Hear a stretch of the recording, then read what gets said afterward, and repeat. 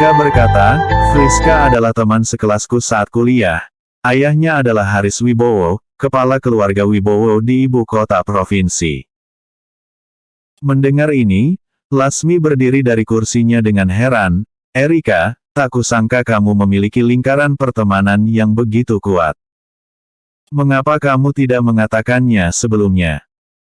Pantas saja kamu berhasil memenangkan proyek Teluk Indah milik keluarga Wibowo. Jika Nona Wibowo bisa mengunjungi Jakarta secara langsung. Bahkan jika meminjamkan keberanian kepada Devan, dia juga tidak akan berani menyentuh keluarga buana kita. Haha. Erika dan Friska adalah teman sekelas saat kuliah, tapi dia juga baru saja mendengar Friska menjelaskan bahwa dia adalah anak tertua dari keluarga Wibowo. Mengapa keluarga Wibowo memberikan proyek Teluk Indah kepada dirinya? Ini sepertinya tidak ada hubungannya dengan Friska. Erika bernegosiasi dengan Devan, tetapi Devan malah kesal, lalu menyiram teh ke wajahnya. Dia tahu dia dalam masalah, jadi dia menghubungi Friska. Friska menerima laporan Hengki, meskipun Hengki menyembunyikan kebenaran dari Nova, tapi dia tidak berani menyembunyikan kebenaran dari tuannya. Hengki memberitahu Friska bagaimana dia menghadapi musuh yang kuat dan hampir mati. Friska dan Erika memiliki hubungan yang baik. Teman baiknya memprovokasi organisasi pencabut nyawa, dan mungkin akan mendapatkan balas dendam yang lebih intens. Oleh karena itu, Friska berencana datang untuk membantu Erika secara pribadi. Kemudian, Erika menghubunginya lagi, memberitahunya bahwa dia telah memprovokasi Devan. Friska menyuruh Erika untuk tenang, orang seperti Devan bahkan tidak layak disebut. Dirinya akan langsung ke Jakarta untuk melindunginya begitu urusan perusahaan telah selesai. Aku mau lihat siapa yang berani menyentuhmu. Setelah percakapan ini, Erika baru tahu bahwa ayah Friska adalah Haris Wibowo, kepala keluarga Wibowo yang terkenal itu. Suasana hati Lasmi kembali normal, dia tersenyum dan menyapa semua orang untuk kembali duduk dan makan bersama. Lagi-lagi Rizka melihat sebuah berita terbaru, Nenek, lelang Villa Mentari Gunung Runju telah membuahkan hasil. Lasmi bertanya, apa hasilnya? Rizka berkata, sungguh luar biasa. Seorang pemuda misterius, menekan Devan dengan kekayaan yang kuat, dia membeli Villano 9 di Danau Runju dengan harga yang sangat mahal sebesar 501 miliar. Termasuk mobil sport Bugatti Chiron yang super mewah itu. Aku sangat iri. Mata Lasmi juga penuh dengan gambaran. Dia membayangkannya sebentar, lalu berkata pada Alex, Alex, aku ingat kamu juga mengatakan bahwa suatu hari, kamu juga bisa membeli Villa Mentari di Gunung Runju. Alex tersenyum dan berkata, iya. Aku memang mengatakannya. Jangan khawatir, Nenek, aku tidak akan membiarkanmu menunggu terlalu lama. Lasmi berkata dengan puas, bagaimanapun, aku merasa sangat puas karena Devan tidak mendapatkannya. Aku rasa pasti keluarga Wibowo yang membelinya secara diam-diam. Tidak ada keluarga lain di Jakarta yang memiliki kekayaan seperti itu kecuali keluarga Wibowo. Lebih tidak mungkin lagi memiliki kekuatan untuk bersaing dengan keluarga utama untuk villa itu. Alex berkata, Devan terlalu sombong, cepat atau lambat dia pasti akan membayar kesombongannya. Satria diam-diam memperhitungkan sesuatu, Presdir utama tidak mendapatkan Villano 9 di Gunung Runju, dan percakapan dengan Erika juga tidak berjalan seperti yang diharapkan. Erika, Alex, kalian berdua dengan sengaja menentang Devan, benar-benar cari mati. Jangan bangga dulu, kalian tidak akan bisa tertawa dalam beberapa hari lagi.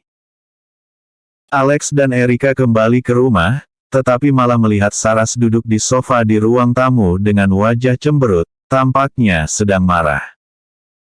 Erika bertanya, Bu, apakah ayah membuatmu marah?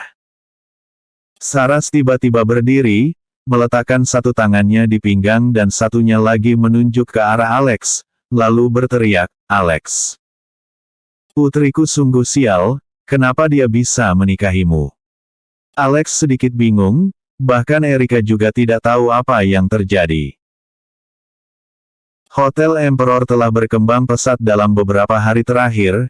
Erika juga mengatakan sesuatu yang baik tentang Alex. Saras juga telah memperlakukan Alex dengan baik beberapa hari terakhir ini. Setidaknya, Alex yang biasanya memasak makan malam, tapi sekarang Saras yang melakukannya. Apalagi Saras tidak mengeluh tentang itu. Apa yang terjadi hari ini? Kenapa sikapnya tiba-tiba berubah? Alex tersenyum pahit dan berkata, Bu. Apalagi yang kuperbuat sampai membuatmu marah? Saras berkata dengan marah, Alex. Bisnis Hotel Emperor baru saja membaik. Kamu malah menimbulkan masalah bagi keluarga kami. Sekarang berita kamu membunuh bawahan Devan, Agus Saputra sudah tersebar di seluruh Jakarta. Hari ini kamu juga mendorong Erika untuk melawannya. Ini sudah benar-benar menyinggung keluarga utama. Apakah menurutmu umur kami terlalu panjang? Ekspresi wajah Alex menjadi muram, Bu. Jangan dengarkan desas-desus di luar. Polisi telah datang ke Hotel Emperor, dan AKBP mereka juga mengatakan bahwa pembunuhan Agus tidak ada hubungannya denganku. Jika aku membunuhnya, aku sudah ditangkap sejak awal. Erika juga berkata, iya. Bu, jangan curiga begitu. Masalahku dengan Devan bukanlah salah Alex. Devanlah yang keterlaluan. Apa ibu tega menjual rugi Hotel Emperor kita pada bajingan itu? Saras berkata, aku tidak peduli. Aku pergi berbelanja di supermarket hari ini. Ketika keluar, seseorang menempelkan catatan di mobil, yang ternyata adalah surat ancaman. Mereka ingin aku mendisiplinkan menantu tak bergunaku. Kalau tidak, mereka akan mematahkan tulangku. Alex berkata, Bu, jangan takut. Aku dan Erika tidak akan setuju mereka mematahkan tulangmu. Devan hanya menakuti-nakuti saja. Selain itu, Erika sudah mengundang beberapa pengawal yang kuat dari ibu kota provinsi. Jika kamu pergi keluar lagi, bawalah pengawal denganmu. Aku ingin lihat siapa yang berani menggertakmu. Saras berkata, Cih. Jangan kira aku tidak tahu. Aku sudah pergi ke hotel untuk bertanya pada Clara. Menantu tak berguna sepertimu ini malah mendorong Erika untuk menyewa pengawal setelah membuat masalah. Gaji pokok ketiga pengawal itu sebesar 21 juta sebulan, belum lagi uang makan dan tinggal. Berapa penghasilan keluarga kita dalam sebulan? Pada saat ini, Ferdi berjalan keluar dari kamar mandi. Saras, sudahlah. Biarkan Erika yang mengurus hal-hal itu. Apa yang bisa dilakukan keluarga utama bahkan jika mereka memiliki kekuatan besar? Bukankah masih ada keluarga Wibowo yang melindungi kita? Erika berkata, Ayah, Ibu, Friska, anak tertua dari keluarga Wibowo, adalah teman sekelasku. Minggu depan, dia pasti akan datang ke Jakarta untuk membantuku. Jangan khawatirkan masalahku dan Devan. Saras masih sedikit tidak senang, dia mengatai Alex lagi. Erika melambai pada Alex. Alex mengerti dan tidak bertengkar dengan Saras. Baiklah, aku akan naik ke atas untuk mandi dulu. Alex beralasan untuk pergi. Usai mandi, Alex menonton berita sebentar, tiba-tiba ponselnya berdering, dan saat melihatnya, ternyata itu adalah Yuda Wibowo. Alex datang ke balkon untuk menjawab telepon. Kak Alex, aku sudah melakukan semua yang kamu minta. Aku sudah mendapatkan Villa No. 9 di Gunung Runju. Namun, pemilik aslinya membuat kekacauan di sini. Mana mungkin kamu pindah ke sini begitu saja?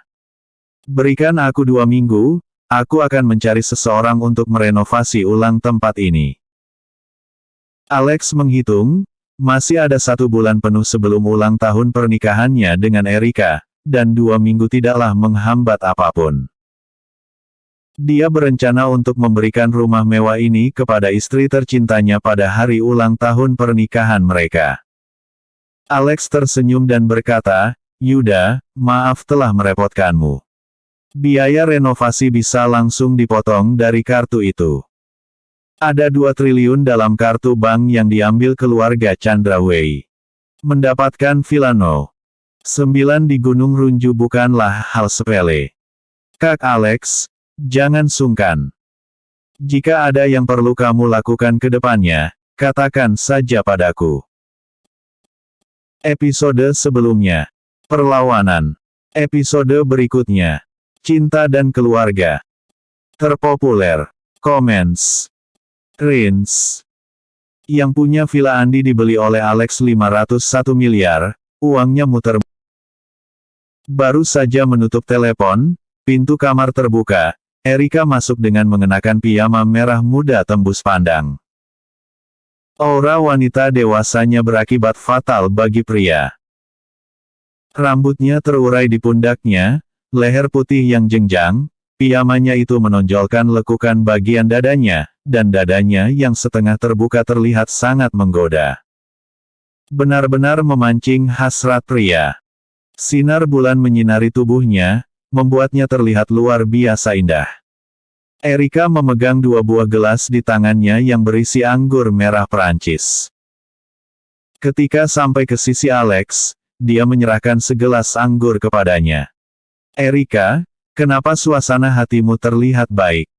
Ibu tidak marah lagi?" Alex bertanya setelah mengambil gelas anggur.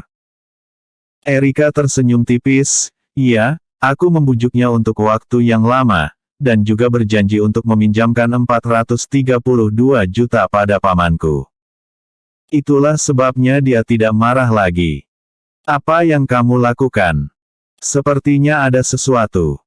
Alex menggelengkan kepalanya dan berkata, "Bukan apa-apa. Aku tidak sengaja melihat langit malam tadi dan merasa sedikit emosional." Erika berbisik, "Alex, apakah kota yang ramai ini menarik bagimu?"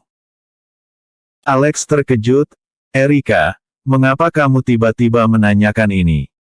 Erika berkata, "Alex, aku tidak menyadarinya sebelumnya.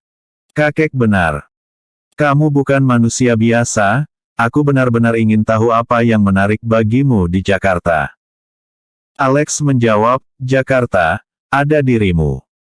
Erika menggelengkan kepalanya, "Dunia ini lebih indah dariku, dan ada begitu banyak wanita yang cakap.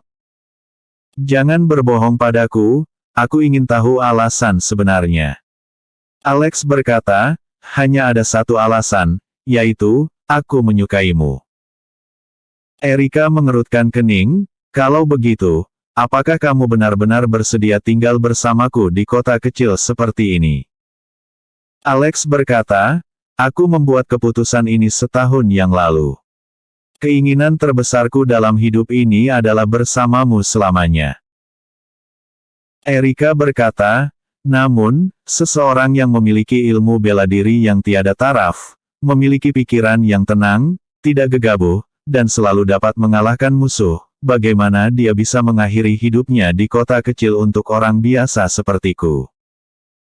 Penampilan Alex dalam beberapa hari terakhir sudah cukup untuk membuktikan kekuatannya. Mana mungkin Erika tidak bisa melihatnya.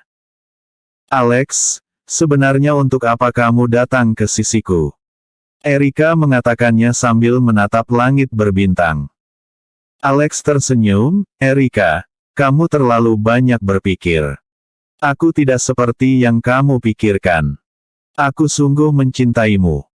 Erika tersenyum pahit, "Jika kamu tidak ingin mengatakannya, lupakan saja. Aku selalu merasa bahwa kamu tidak seharusnya tinggal Jakarta." Alex tertawa, "Erika, aku bukan lagi diriku yang dulu. Aku hanyalah suamimu sekarang, dan Jakarta adalah rumahku selamanya." Erika mengangguk dan meraih tangan Alex, kamu telah melihat situasiku saat ini. Devan tidak akan menyerah begitu saja, bahkan dia mungkin akan semakin kejam. Meskipun Friska membantuku, tapi aku masih saja khawatir. Aku khawatir akan menyeretmu dan keluarga Buana dalam masalah ini. Erika, jangan khawatir tentang ini, karena ada aku di sini.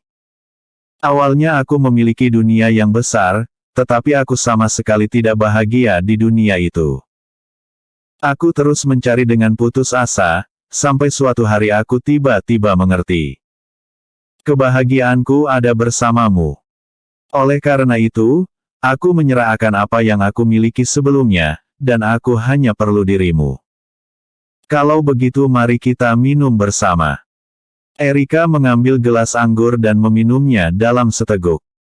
Kemudian, pemilik tubuh lembut dan menawan ini dengan lembut menyandarkan kepalanya di bahu Alex. Di luar jendela, langit malam terlihat seperti air, dan kedua orang itu saling berdampingan. Alex sangat ingin memeluk tubuh yang menarik ini dengan erat, lalu menaruhnya di tempat tidur dan mendapatkan dia sebanyak yang dia inginkan. Tapi dia tidak melakukan itu setelah berpikir. Entah kenapa pesona unik wanita ini memberi Alex sebuah rasa keluarga.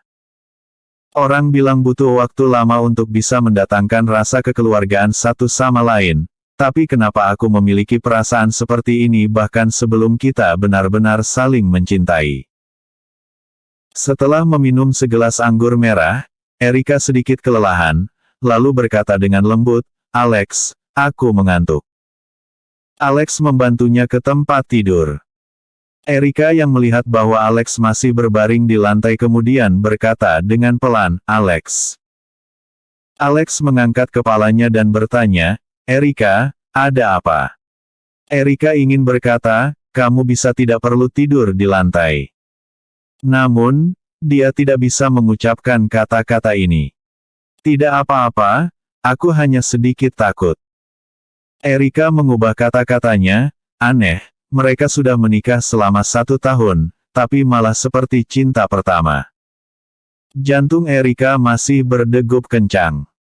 "Aku akan merasa lebih nyaman jika memegang tanganmu." Alex tersenyum, bersandar di sisi tempat tidur, lalu mengulurkan tangannya untuk dipegang Erika. "Erika, aku di sini, jangan takut. Bahkan jika langit runtuh, aku akan menahannya untukmu. Iya, aku percaya padamu." Erika memegang tangan Alex dan mulai tertidur. Mobil Volkswagen Golf yang telah diperbaiki dikendarai oleh Saras sekarang. Keluarga Saras mengadakan pertemuan kecil hari ini untuk membahas pernikahan paman Erika. Saras memiliki 3 saudara. Saras adalah anak kedua, kakak perempuan tertua bernama Leni Darmono, adik perempuan bernama Siska Darmono, dan adik bungsu adalah Rino Darmono. Rino sudah berusia 30-an, tapi tidak pernah memiliki karir yang benar. Dia mencari nafkah dengan menjual kembali beberapa bahan bangunan dari perusahaan konstruksi Buana yang membuatnya tidak perlu memikirkan beban hidup. Namun, paman Erika ini memiliki hobi yang buruk yaitu berjudi. Baru-baru ini Rino mendapatkan seorang pacar, kedua orang tua dari kedua belah pihak juga sudah bertemu, pihak wanita hanya akan menikah jika sudah membeli rumah di pusat kota, tapi mana mungkin Rina punya uang sebanyak itu. Orang tua Saras masih hidup, tetapi umur mereka sudah hampir 70 tahun. Kedua orang tua sudah tidak mampu membayar untuk pernikahan putra mereka.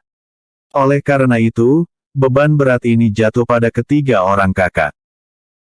Saras akan kembali ke rumah keluarganya hari ini dengan mengemudikan BMW X5 itu. Erika khawatir dengan skill mengemudi ibunya tidak cukup, jadi dia berkata, "Bu, kamu bisa membawa mobilnya, bagaimana kalau biarkan Alex yang menjadi sopirmu?" Saras juga paham bahwa putrinya khawatir dia akan menabrak mobilnya, dan ditambah dia menerima surat ancaman kemarin, dia juga khawatir seseorang akan mencelakainya. Meskipun Alex tidak berguna, tapi dia tangguh, seharusnya tidak masalah jika berurusan dengan preman biasa. Jadi, dia setuju. Alex mengantar Saras dari Jakarta Pusat ke Jakarta Timur. Jakarta Timur terletak di sebelah timur kota Jakarta, dan daerah itu dekat dengan laut. Perjalanan ini hanya memakan waktu 40 menit. Tak lama kemudian mereka sampai di rumah keluarga Saras. Begitu mobil tiba, keluarga Saras menyambut mereka. Kakak tertua dan adik perempuannya memegang tangan Saras dengan akrab, kemudian memutari BMW X5 baru tersebut. Mobil ini sangat indah. Kak, berapa harganya? Tanya Siska. Saras berkata dengan penuh kemenangan, harganya 2,4 miliar. Leni berkata dengan iri, benar-benar hebat. Putrimu benar-benar luar biasa. Nilainya sangat bagus saat sekolah. Sekarang ketika baru mulai bekerja, dia mendapatkan proyek besar. Penghasilannya pasti tidak sedikit, kan? Saras berkata, proyek itu bernilai 21 triliun. Keluarga Buana kami dapat menghasilkan setidaknya 216 miliar. Namun, mustahil bagi Erika untuk mendapatkan semua uang ini. Lasmi yang ada dalam keluarga kami pasti akan mengambil sebagian besar darinya. Siska berkata dengan cemburu, mengapa wanita tua di keluarga itu begitu jahat? Bukankah Erika adalah cucunya? Proyek ini tidak akan bisa didapatkan jika bukan karena Erika. Saras menghela nafas dan berkata, dia memiliki kekuasaan atas keluarga. Kami hanya bisa menahannya. Tapi ketika proyek selesai, Erika pasti akan mendapatkan bonus sekitar 21 miliar. Leni berkata, itu tidak buruk. 21 miliar, keluargaku bahkan tidak berani memikirkannya. Siska bertanya, Kak, Rino ingin membeli rumah, berapa yang kamu sponsori? Saras berkata, aku telah menyiapkan 400 juta. Siska berkata, aku dan kakak tertua tidak sekaya keluargamu, masing-masing dari kami mengeluarkan 130 juta. Kak, harap dimaklumin. Saras berkata, itu sudah pasti. Selain itu, 660 juta cukup untuk membayar uang muka. Setelah Rino menikah, dia harus bisa bertanggung jawab. Biarkan dia membayar sendiri angsurannya. Siska berbalik dan melihat Alex, Kak, siapa ini? Wajah Saras langsung muram, ketika Alex dan Erika menikah, semua anggota keluarganya menghadiri perjamuan. Tak disangka, keberadaan Alex begitu rendah sampai-sampai bibi Erika tidak mengenalinya. Alex tidak marah, dia tersenyum dan berkata, Bibi. Aku suami Erika, Alex. Apakah kamu lupa? Aku bahkan bersulang denganmu di pesta pernikahan. Siska menepuk kepalanya, oh. Aku ingat. Kamu adalah suami tak berguna yang dinikahi Erika, kan? Saras sedikit menyesal sekarang, dia seharusnya tidak membawa Alex pulang ke rumah keluarganya, ini sangat memalukan. Kemanapun Alex pergi, dia tidak akan bisa melepaskan embel-embel menantu tak berguna.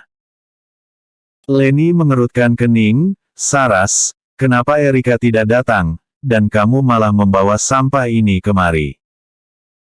Saras berkata, pekerjaan Erika di lokasi konstruksi terlalu sibuk, dan dia juga tidak ada pekerjaan di rumah, jadi sekalian menjadi sopirku.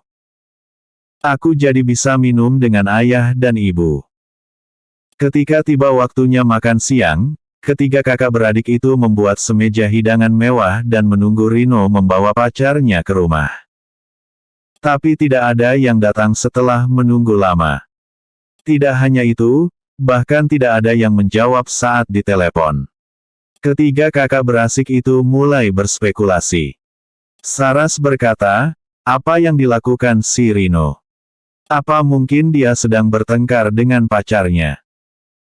Kakek dan nenek Erika juga mengkhawatirkan putranya, dan terus menelepon Rino, tetapi Rino tidak menjawab teleponnya, hal ini sungguh membuat cemas.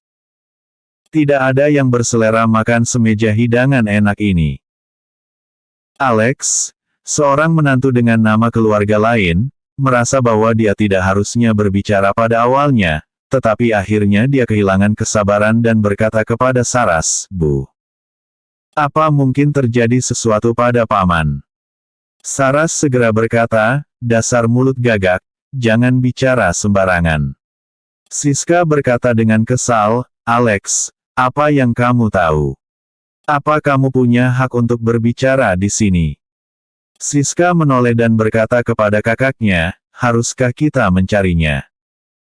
Leni berkata dengan wajah sedih, "Rino menganggur sepanjang hari, berkeliaran dengan sekelompok teman, di mana kita bisa menemukannya." Saat sekeluarga khawatir, tiba-tiba, ponsel Rino menelepon ke telepon rumah. Saras dengan cepat berkata, "Rino menelepon." Saat mengangkatnya, dia menyadari bahwa penelepon itu sama sekali bukan Rino. "Siapa kamu?" Nada suara pihak lain dingin dan belak-belakan, lalu berkata, "Tidak penting siapa aku. Yang penting adalah Rino dan istrinya ada di tangan kami.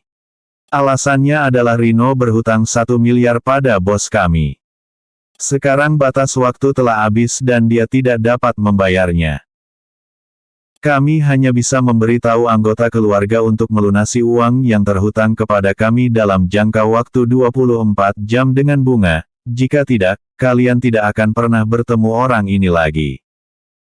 Saras ketakutan pada saat itu, apa yang kamu bicarakan? Bagaimana mungkin Rino bisa berhutang begitu banyak kepadamu?" Pihak lain berkata, "Kami memiliki kontrak pinjaman yang ditandatanganinya. Tidak ada gunanya jika kalian pergi ke pengadilan untuk menuntut kami. Aku menyarankanmu untuk membayar uang itu baik-baik. Ingat, kami ingin uang tunai. Telepon kami jika uangnya sudah cukup, lalu aku akan memberitahumu cara pembayarannya." Pihak lain menutup telepon setelah berbicara. "Ayah, Ibu, Rino diculik." Saras berkata dengan wajah pucat. Seluruh keluarga segera panik, kondisi jantung si ayah kurang baik, jadi dia langsung koma.